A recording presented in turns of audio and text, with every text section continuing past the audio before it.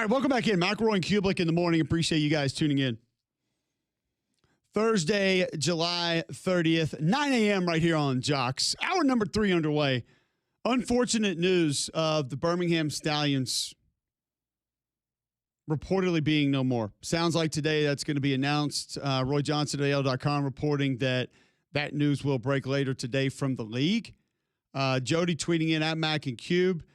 The UFL just lost their top TV market. Talk about cutting off your nose to spite your face. That is a realistic portion of this year that I feel like should have been considered. Don't know if it was considered, but there is proof in the pudding that the Birmingham market watches games. You can say what you want about attendance here, but that's a big market that tuned into games, not just Birmingham games, but all UFL games. This market loves live tackle football. Maybe that was viewed as not a big enough piece of saying, hey, if we lose some of that, okay, maybe we go gain another portion of it. Don't know. Either way, we'll continue to discuss it throughout the course of the show today. But as you know, each and every week at this time, he joins us thanks to our friends at Coke and Piggly Wiggly. It's the coach, Wim Sanderson.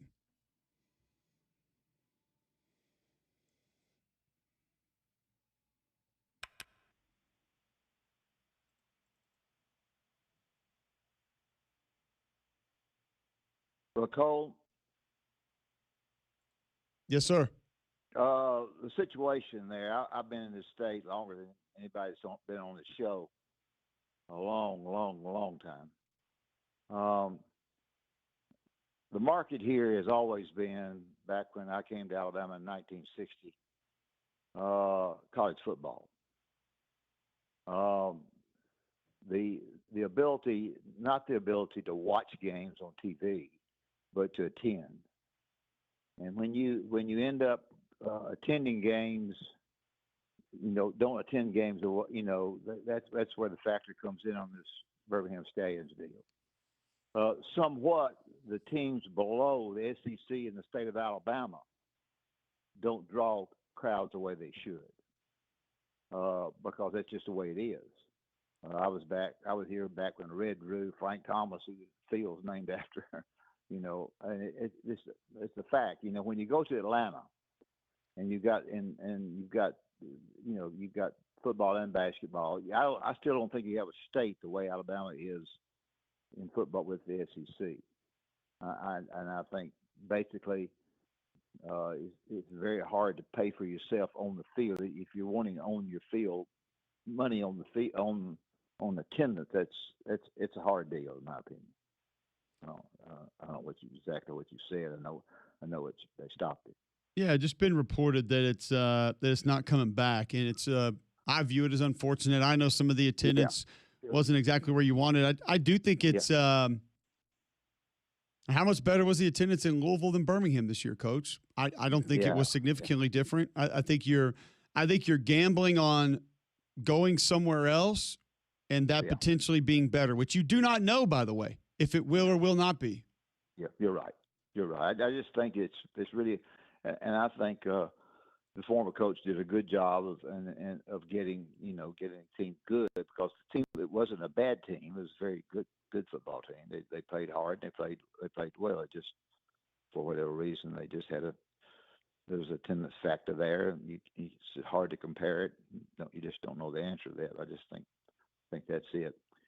If you were a coach at Auburn, and the head coach told you to go out and recruit an offensive lineman, I would like to know what you look at, what you would think, why you would like one guy. You can take the mental part. We'll say the mental part's good.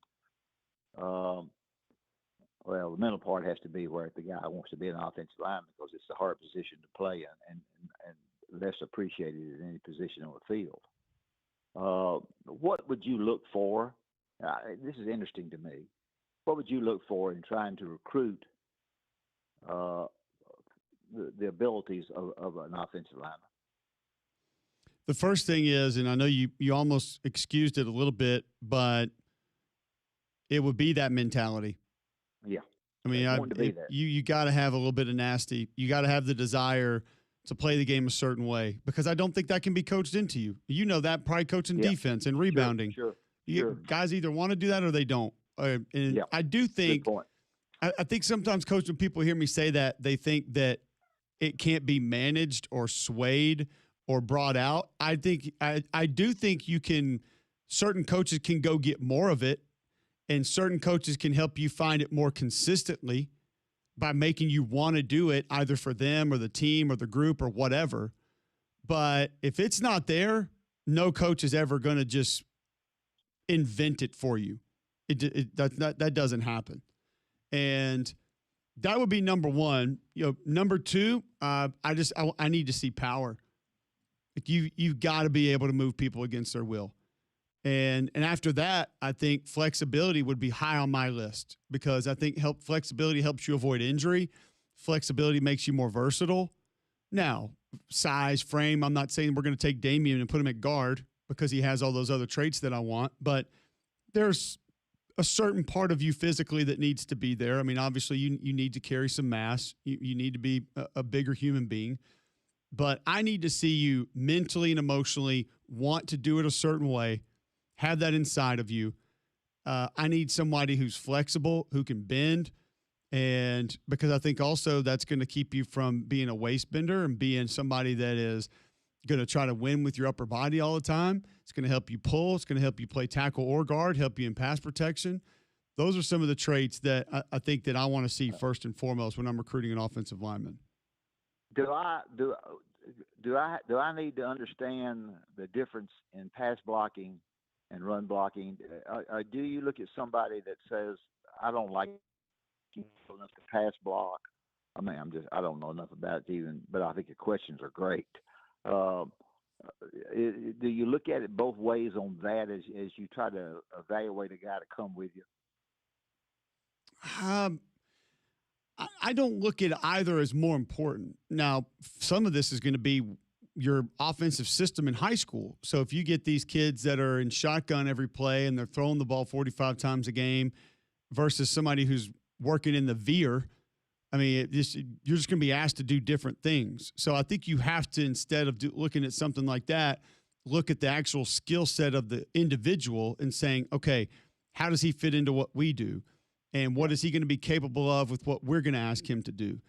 I think that's more important. So I don't look at it and say, okay, this guy's a great pass protector, we need him. Or he's really good at run blocking, we need him. I think most college coaches that are recruiting somebody look at what they're capable of physically, the other traits that I mentioned, what they like more or less of, and then they say, okay, this is what we run. How do they fit in here? And what are we going to be able to accomplish based on what they're doing and what they're going to be able to do? Well, to me that's kind of interesting because offensive lineman, I got to see some good ones when I was at Alabama. You have to appreciate them. I think you have to, if you're smart, you appreciate them more than you do anybody, just about, because that's what makes the backfield work. On the schedules before I leave you, the schedules of the Big Ten guy wants play with a large number of teams in the playoff. We're sitting here with a 12-game schedule, 9 in a conference, 3 others. The coaches are concerned about their jobs a little bit, and if the non-conference games are not won and that record is not 8-4, they might lose their jobs. Have y'all talked about? Is any comment at all? I don't know the answer to that. It gives you a better chance to be in the final group. It also gives you a chance not to be in there. Any thoughts about that for our listeners? I think that, first off, I'm just going to focus in on the Big Ten for you. I think the Big Ten is going to be a little deeper than people are giving it credit for this year. I think Illinois could have a really good year. I think Caden Hauser is a super talented quarterback, and I love what Bielema has already done. Indiana is just going to reload. They're going to be really good, but people know that. I don't think Iowa is going to be a bad football team at all. I think Minnesota can be a top 5 team in the league with what they've got at Devin Taylor and running back. If he stays healthy, you got a returning starting quarterback that needs to manage turnovers a little bit better. Both defensive ends are back. Offensive line should be solid. Like, that's going to be a really good team. Ohio State and Oregon, head of the class. We know that. Going to be really good. But Penn State is just now going to be maybe a different version of Iowa State, which has been a tough out for a long time. I don't know how quickly they get off the ground and get going, but they have a chance to be solid and be really good. And then I think USC and Washington are both going to be good football teams. Ceiling, maybe not as high as Ohio State, Oregon, but potentially high. And then a wild card's Michigan, which you got a ton of talent at quarterback. You got a coach coming in that runs his program with the way the program has at least been built the last couple of years. So the foundational pieces that are already there fit right into what Whittingham wants to do. You got some talent at receiver. You should have a good offensive line. You should have a good defensive line. Like, there are some building blocks for him to have a really good season. Now, does a lot of it come down to quarterback? Probably. It's going to have to be really good for them to be knocking on the door of the playoffs or get into the playoffs. But I actually think the Big Ten is going to be pretty deep this year. And then there are a couple of outlier teams like UCLA. They're actually getting a lot of hype now because people think Bob Chesney's going to go in there and just win a ton of games. But the talent was probably more so than the win column last year. And then I also think, like, now Barry's now been at Purdue for a couple of years. So does he kind of get things going a little bit? Like, that's interesting to watch. Northwestern, really interesting offensive coordinator hire. That's going to be an interesting one to watch. Wisconsin, you got a guy coaching for his job. How does that desperation seep in? You got a new coach at Michigan State, which has a proven winner in Pat Fitzgerald. So I think it's going to be a super intriguing league and probably going to end up having more teams in the playoff than we're projecting right now. The most interesting thing to me is at my age is what you said. Guess what you said? It's most interesting to me. The most interesting thing that you said to me was about Indiana. To think that Indiana, with a Caucasian group that they have of fans,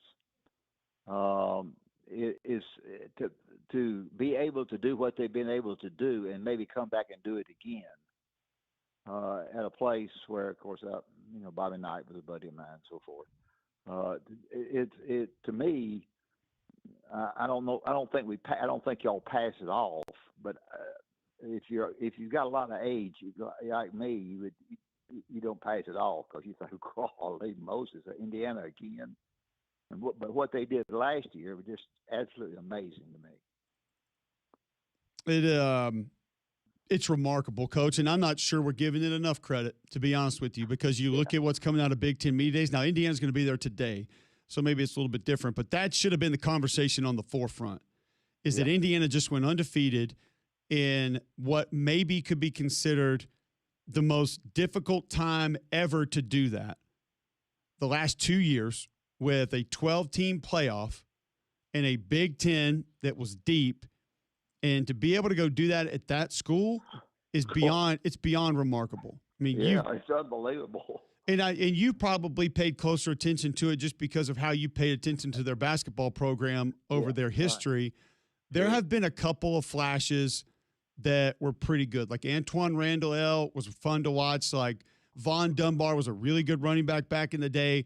They've had a team or two here and there, but this has largely been, at least in the Power Five, towards the bottom of the barrel. And for him to go in there and go to people, we totally also, Coach, forget that 2 years ago they were in the playoffs with Curtis Rourke at quarterback. Now, I had to go to Notre Dame and lost, but still in the playoffs, which was insane to think about. And then to think they followed up with an undefeated season. And yes, as you stated, for us to sit here and be saying, oh, they're just going to reload and be back again, no one would have ever imagined it. And I realize when you lose the number one pick, usually it's tough to be close to where you were the same season, but it can happen. I mean, it just happened with Miami. Did it not? I mean, they had Cam Ward go one, and then they're right there knocking on the door of a championship again. So it's not like it's impossible for that to take place. Well, they don't mint enough money to give it to Cignetti. They don't mint enough. They don't roll enough money out in Washington to pay him. I don't care what he gets, not enough. So he's done a heck of a job there. When Coach Saban would say that there's a job open, it's so and so, and if there's no kind of job at all, is anybody interested? He raised his hand. I forgot what job it was, but he raised his hand. Nobody else even raised their hand on. But to do what he's done is quite unusual. I'll get out of here. I just wanted to mention that about the offensive line. I appreciate Piggly Wiggly. Hey, Coach, hold on real quick. I got a totally random question for you. Okay. How many players right now? Because you're a big baseball fan, right? Yeah, I was years ago. I don't know if I can tell you do as good job for you now as I was. I used to be very good. I was a Cleveland Indian fan. I'm pissed off because of the Guardians. How many players in Major League Baseball right now do you think are batting over 300?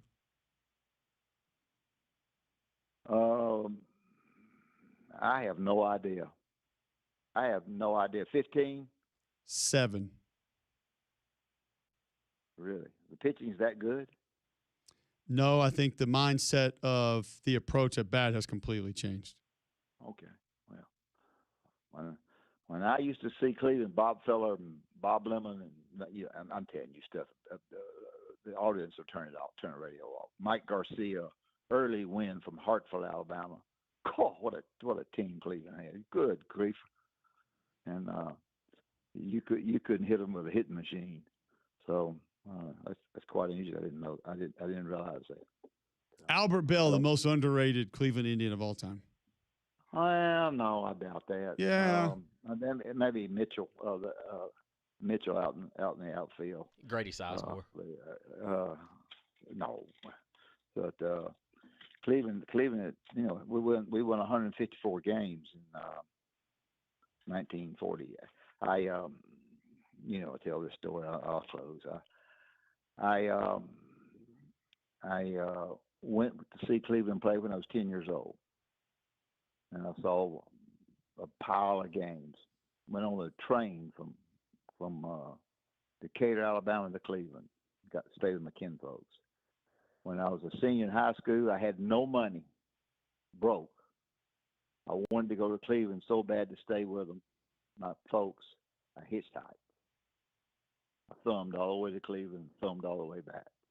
You wouldn't do it today, but I did then. So I was a Cleveland Indians fan, so that's about all I know.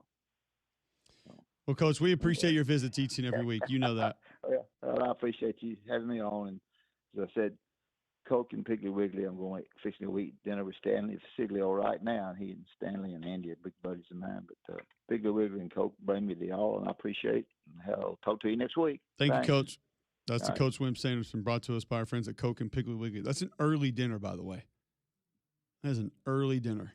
9/17, Thursday, July 30th, right here on Jocks. I'm going to follow up and play a little trivia with you, the listener, and Damien when we come back here in just a moment on Jocks.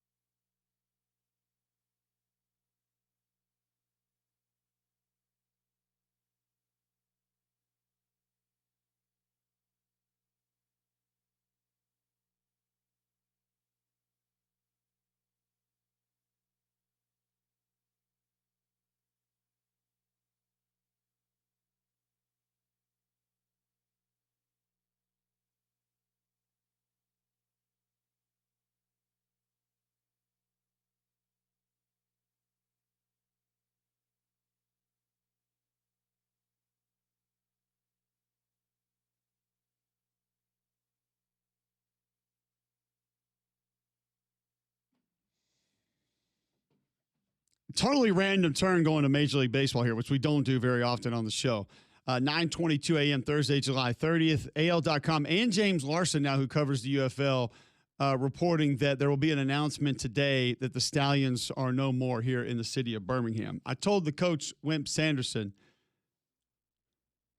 about players in Major League Baseball hitting over 300. I would love to see a spray chart from, say, the last 3 years, and then 1990 to 1995, 2000 to 2005, 2010 to 2015, whatever that is, honestly, of opposite field hits. Just how many total opposite field hits that there have been, say, the last 5 years of Major League Baseball and any of those other 5-year spans. Because I bet it is dramatically different, which is one of the reasons, like, you don't have your Tony Gwynn's, your Ichiro's. Like, there are no more slap hitters in Major League Baseball. No. It's home run or die. Yeah, exactly. Exit velo. Oh, look how exit velo. Look how fast. That's all they're going for. 7 players hitting over 300 right now. I am going to give you the player's name. You give me the team. Let's go. Do you want to take a guess at who leads Major League Baseball in batting average? No, you right just now? tell me. You just tell me. Luis Arraez. He plays for the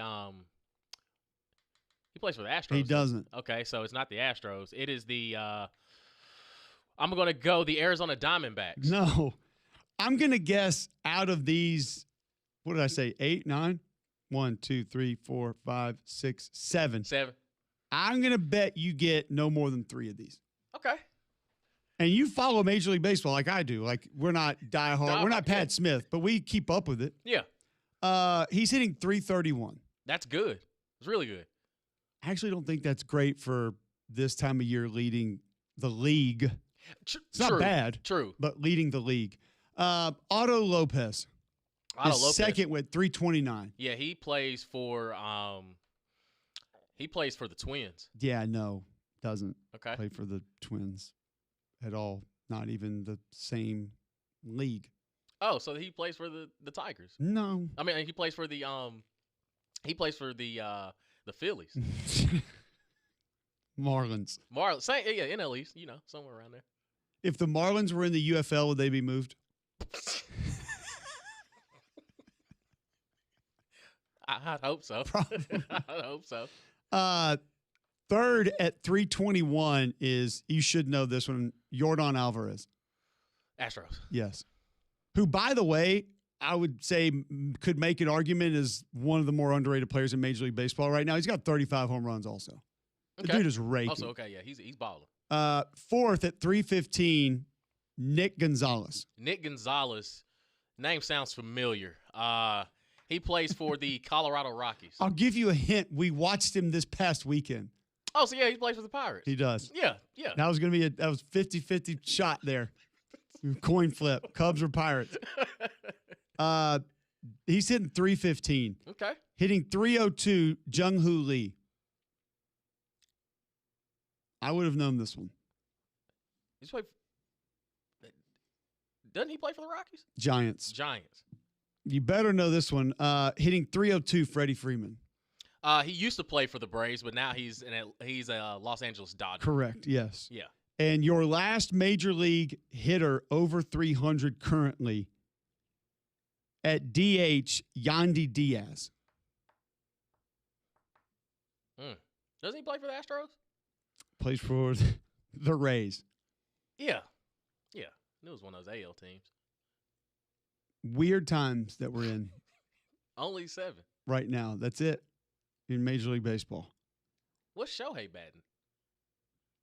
Shohei is hitting 289, 23 home runs. Okay.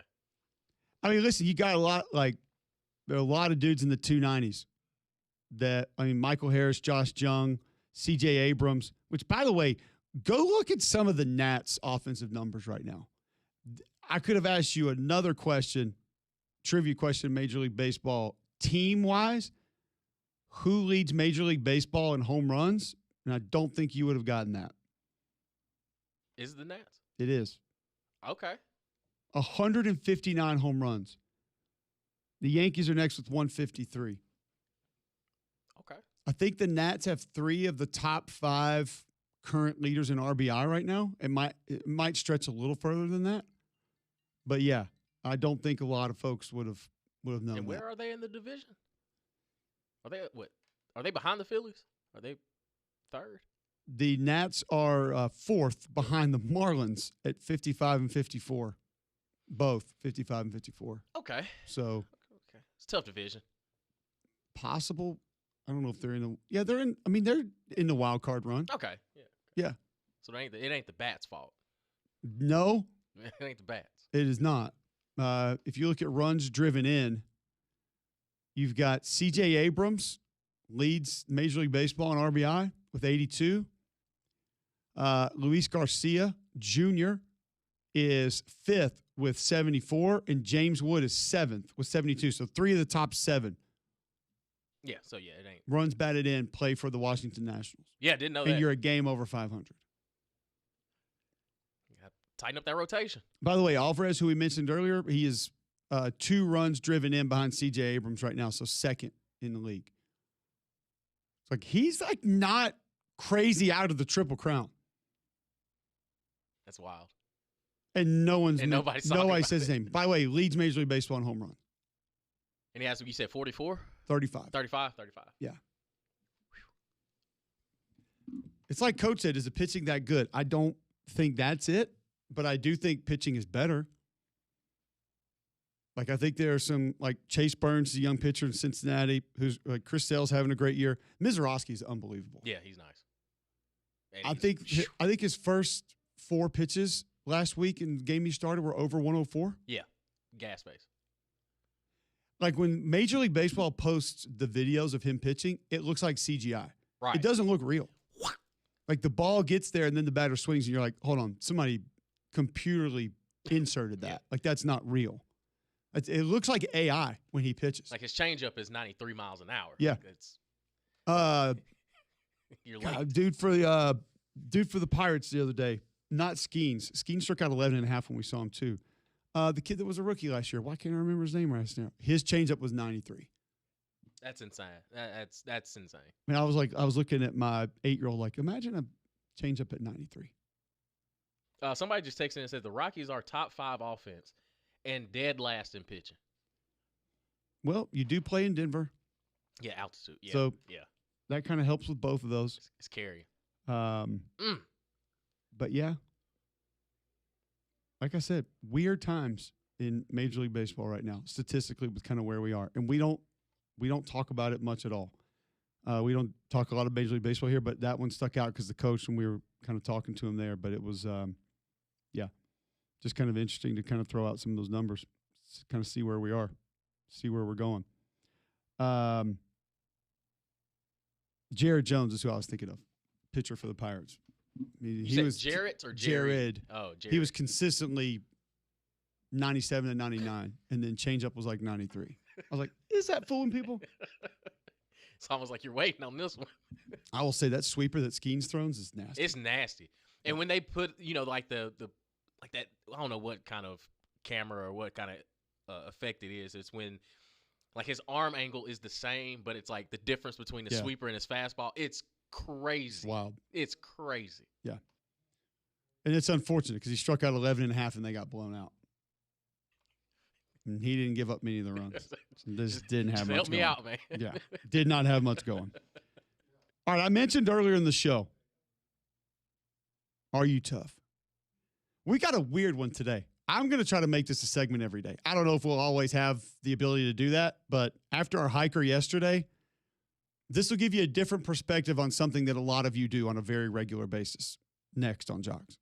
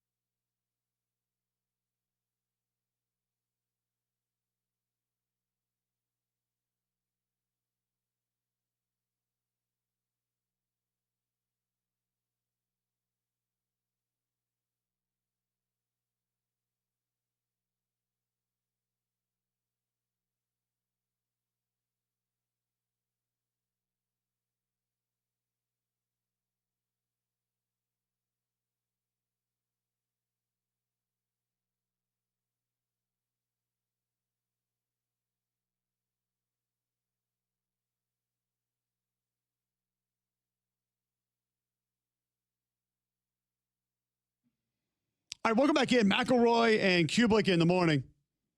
Appreciate you guys tuning in. We've gone a couple different directions today. We do want to get back to college football and the business side of college football. We mentioned jersey patches a little bit earlier in the show. Some of you had strong opinions on it. Some of you get it, understand it, say it's not that big of a deal. Ethan Veith has an interesting story up right now at On 3 on maybe the most valuable commodity left. Some might debate that. But Ethan, your article essentially outlining the Texas Longhorns and maybe what the value could be of a sponsorship deal there. Would you say they are maybe, when it comes to a jersey patch, the most valuable commodity left in college football? Yeah, Cole, I think it comes down to two separate things. Firstly, it's, whether you're looking at the Athletic, what they said for college football valuation, viewership numbers, and no matter what, Texas ranks in the top 2 to 3 and arguably first in brand exposure and the type of revenue that comes into that program. It's probably the richest athletic program in the country. And two, it comes in an actual real big time city that, the city of Austin these days is a tech hub. You've got Oracle headline there, which maybe that's not the partnership, but Michael Dell attended the University of Texas. The medical center there is named after him. Tesla, of course, is a big part of the Austin space. So many different little factors combined into those two big points of there's a lot of money coming into this football program, and there's a lot of money coming into the city of Austin that when Chris Del Conte, the athletic director at Texas, feels that it's necessary and wants to pull the trigger on something like a jersey sponsorship, he'll have his pick of the litter, I think. And it's going to be worth a lot. Would you anticipate when Texas does make that decision that it goes further than Notre Dame's SoFi deal of $20 million per?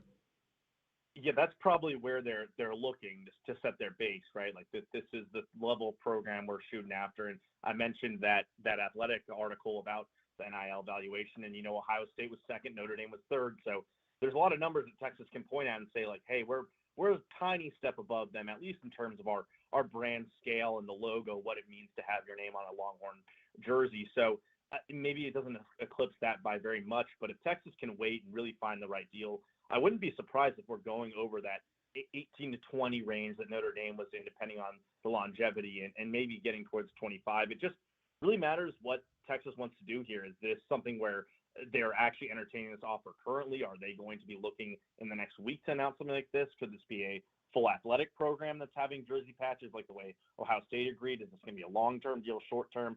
A lot of different factors. So there's no guarantees what that number will be, but I do think when they're going to the table, they're saying, hey, we're a little bit ahead of some of these places, at least in terms of what our brand can give you. Evan Veith of Inside Texas, part of the On3 Sports Network, joining us on the Higginbotham Hotline at Evan Veith. You can follow him on Twitter, Vieth. I'm interested. We brought up a little bit earlier, when you start talking about these brands like Notre Dame, Ohio State, Texas, the schools that have more than one mega booster, how careful do these ADs, administrations, have to be of who they actually give that to? Like, I use Tennessee as an example. Like, it's okay to let the Haslams just have this. Like, they're essentially like, give it to Pilot. They're running the show. Like, I think at Auburn, we know where that would go, and it wouldn't really be debated. But at Texas, I imagine you have multiple billionaire boosters who have a company they could throw on this patch. What kind of eggshells are you walking on to not disrupt the other boosters companies that also could potentially be vying for this? And you're exactly right there. There's not one name or one entity at the University of Texas that really overarches the athletic spending and NIL and what their full capacity is as an athletic program. There's different streams, so it is a tightrope, right? That's where the debates start, right? If you have investment from tech, or you have investment from a different capital that you're suddenly looking at to put a jerseys patch sponsorship on, you don't want to anger your boosters, because these days, no matter what the CSC Act is looking to do and protect college sports and what revenue sharing is at this point, boosters still play far, far too big of a role for you to ever find a way to disrespect them or ruin that relationship. So, you wonder if that's where tech would stray away. I'm not sure who the biggest tech-based investment capital is for the Longhorns right now, but maybe that's where like an HEB comes into play. Like, is there another grocery store that would be offended if the Longhorns went for a Texas brand like that? And that's something where it fits a little better than maybe like a bank or what we've talked about with tech. So it is such an important part of the negotiation process, and it's why in my article I pointed out, like, Texas is probably in no rush, because there are just so many loops and different bounds they have to get to make sure that they can actually get this right. And like you said, not anger anyone. Have you heard any stories around these jersey patch, this happening at bigger schools, not happening at some schools, of certain boosters maybe stepping up saying, hey, I'll continue with what I'm doing if you don't do this. Like, don't mess with the uniform. I'll step up X amount, even though it might not be the 17, 20 per year, but I'll step up with a little bit more if you don't mess with our uniforms. I haven't heard anything specific, but you've got to assume, right? And that's when we're looking at the University of Texas saying, is that what's at play here? Because at the end of the day, it's not what most fans want. Like, if you polled, 100,000 college football fans, I bet a good solid majority would not like jersey patches on their favorite team's uniforms. And I would have thought Notre Dame would be one of those programs where, no, we cannot do that. We've always been about that kind of traditional and our identity is our identity. And, you notice with Texas, they never go towards an alternate uniform. I think of places like Alabama where it just doesn't seem to fit very well. A counter argument to that is, well, you've already got a Nike swoosh, you've already got an SEC logo. What is one more logo? But it is fair to question, like, how many of these programs are going to go for maybe not the moral high ground of it, but just the route of, hey, we're a traditional sport, we're a traditional program. We don't want to have a corporate sponsor on there. And you have to assume that has to come with other people stepping up and saying, yeah, if you're not going to make the $20 million, which theoretically that $20 million can go anywhere. If you're not making that, then we will dedicate specifically to football a little bit more to maintain the status. We're visiting with Ethan Veith of Inside Texas, a part of the On3 Sports Network. Also, I'm interested, you mentioned it because we talked about it earlier, that this has been happening for a long time, but we just kind of forgot about it because it's so normal. And that is Nike, Under Armour, Adidas. That apparel logo has been there. That patch has been there. That's not what we view it as, but it has been there. How do you think the value of that is now going to change based on what's happening with these sponsorship patches? I don't know how much it actually changes because at the end of the day, when I picture a college football uniform, you picture the Texas Longhorns, you see the swoosh. That's part of it. And I don't know if placing on the other shoulder an HEB or a Dell logo there would actually change how people view it. And you saw it with Tennessee, like there's a really big, these are still corporate brands, right? And like you kind of mentioned there, it seems like we've ingrained ourselves to not really see them that way. But you saw it with like Tennessee, how changing things can really throw people off and how there's a lot of people that pay attention to that. So I doubt that these sponsors would change much about, I think Nike schools still want to be Nike. I think Adidas schools still want to be Adidas. It doesn't really change how they're thinking about the logo that's on the other side of the shoulder. Absolutely. All right. You also have an article up at Inside Texas on some veterans that are moving into this Texas roster. And one of my bigger questions is, like, who are the glue guys for this Texas team? Yeah. The hot rods, the sports cars, they're all there. Like, who are the pickup trucks on this team? Like the sport utility vehicles that can do some of the dirty work, that can do the stuff that not a lot of people like to do. I imagine some of the guys you reference with that label can fit that role, but who would you say fits into that category for Sark this upcoming season? Because I think they got to have some of those guys if they're going to win a national championship. Definitely. And I think to start with returners, this offense, you think about the names, Manning, Coleman, Wingo, the running backs. Emmett Mosley has gone really underrated this offseason. I wrote about this recently. This was a guy who, to end the year when he was finally fully healthy with Texas, top 10 receiving yards, top 8 in yards per route run, I want to say, at least of returning wide receivers in the SEC. This was a guy who probably could be a number 2 on a good number of teams. And Texas gets him as your number 3, chain mover, slot receiver, going to do a lot of blocking, moving the sticks, some touchdowns here or there. But Coleman and Wingo are going to be the names a lot of people care about. I think about in the D-line, too. It's not just Colin Simmons rushing off the edge. You've got Lance Jackson on the other side and Zena Umazolo, who are going to be kind of your defensive end, edge rusher, hybrid players. And then Hero Canoe, Alex January, transfer Ian Gaffard. There's a lot of talent on the D-line, and a lot of it will kind of just be how can we maximize Colin Simmons as a pass rusher in his final year. But of the names in that article, it's the 3 positions that matter a lot here. It's tight end, linebacker, and offensive line. And I think those are the 3 biggest questions people have about Texas. How are those 3 positions going to maximize? And at tight end, it's a transfer Michael Masunis working against Nick Townsend and Spencer Shannon, who are returners. And whoever comes out of that needs to be able to catch the ball at least at a high enough level that Texas can use the tight end in the offense, and of course blocking is going to be huge. Linebacker Justin Cryer was the player I named. Texas doesn't really have a true Mike outside of him, a real early down, go and shed some blocks and stop the runner. That's not quite what Ty Anthony Smith or Sheen Biles are. I think Cryer might start week 1 for the Longhorns in a kind of an underrated pickup. And then Lawrence Seymour at guard, who I joke about, like, this is one of the most talked about left guards because most teams, when you talk about make or break, it's a quarterback, right? Ohio State needs Julian Sayin to play at this level, a wide receiver. Can they add to the offense? For Texas, it might be the left guard spot. I mean, it was the worst part of the team last year, and they've added a guy who had All-American honors in Lawrence Seymour. He's just now joining the team, didn't compete in the spring. So can he go and solidify himself as the starting left guard and maybe take away some of the worries for Longhorn fans? So you heard my concern, Ethan. What is your big concern as far as maybe preventing this team from winning an SEC, winning a national championship this year?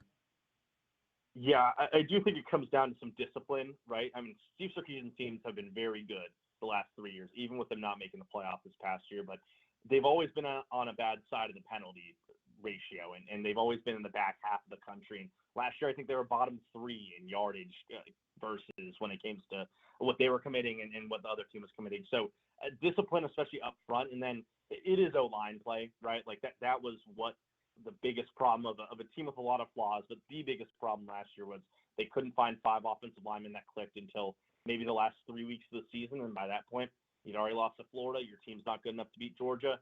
It's over for your playoff chances. So if the O-line is at least solid, and if they're above average especially, this offense will be tremendous. And if they can keep away from, committing undisciplined penalties, those things that kill drives, I think they're going to have a real shot at winning this national title. But that's the kind of thing you have to learn over the course of the season. You can't drill that fully in the fall and spring. Ethan, great stuff, man. Thanks for the time. Definitely appreciate it. And we'll have you back, talk some more Texas football, but fun conversation today. Sounds good. Thanks, Cole. Thank you. Ethan Veith of Inside Texas joining us on the Higginbotham Hotline, talking some Texas football and sponsorship around college football and where that's headed. We'll finally get to our Are You Tough segment of the week, day next, right here on Jocks.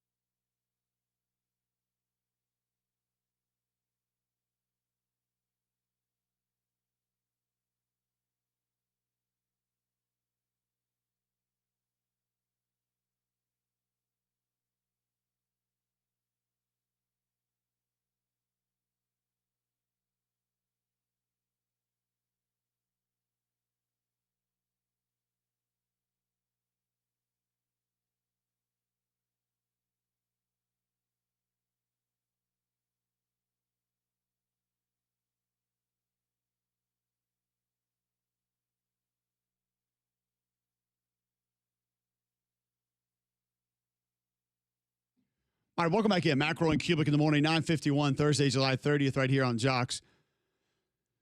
This started yesterday with our hiker that impaled himself with his walking stick, pole, trek pole, trek. I forget what the technical name of it was.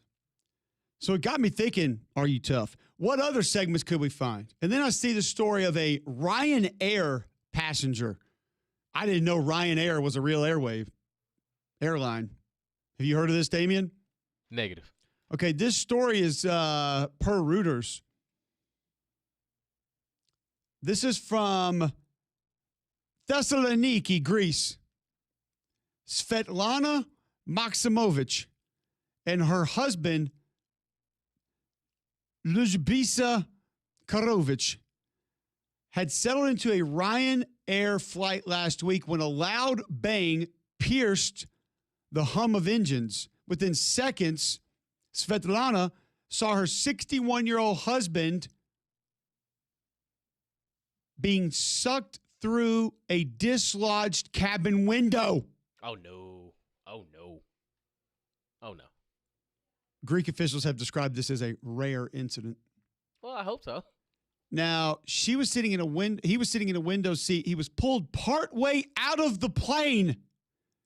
His wife and others held on to him for the rest of the flight on July the 10th. Now, this is through a translator. This is in an interview with Reuters what his wife, Svetlana, said that she witnessed while on the flight. About 40 minutes into the flight, I heard an incredibly loud bang. I don't even know what to call it. I'd never heard anything louder in my life. I turned toward him and saw that part of his body had already been pulled out through the window. The vacuum pulled him through the window. I got up and unfastened my seatbelt. The woman sitting next to him was holding onto his arm. I went over to help her, but we just didn't have the strength. We couldn't pull him away from the window. Then a man from across the aisle got up, came over, and helped us. Together, we managed to pull him back inside. His upper body was severely disfigured. His arm was badly injured, and there was blood everywhere. His ears, eyes, and nose were all badly damaged. He was completely disfigured. Yeah. There was chaos on board the plane. Everyone was just praying that we would stay alive. Everyone was focused on their own survival. The only help I received was from the woman sitting next to my husband and from the man who came over to help me. Now, here's During the that part of this time, that's most my interesting. husband collapsed 3 times, and we had no other assistance. How can you clear a defective aircraft for... So they have not heard from the airline, allegedly. Now, part of that could be that they've hired legal counsel, but a spokesperson for Ryanair said, quote, "It's a serious incident. It'll be investigated, and we will take whatever recommendations come from that. When you're doing 1.2 million flights per year, things happen from time to time." No, not your window breaking open and me being sucked through it mid-flight. That doesn't just happen.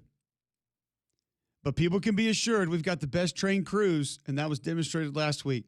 Well, it sounded like the other passengers were the ones that were keeping the guy from flying out of the window, not your crew. Not the crew.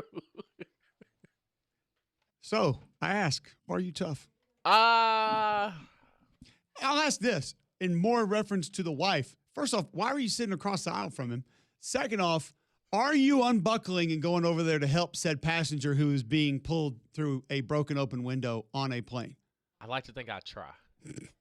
But, I mean, if it's 4 or 5 people, we still can't get them up like me. I like that the lady next to him was helping. Like, well, I would hope so. Right. Like, I can understand the person 3 rows in front of him if it was like, you know, I can't even get back there. Yeah, that's tough. That's tough. I can't imagine many things more terrifying. Right. Like, than a window on a plane being open and you sitting next to it. Yeah.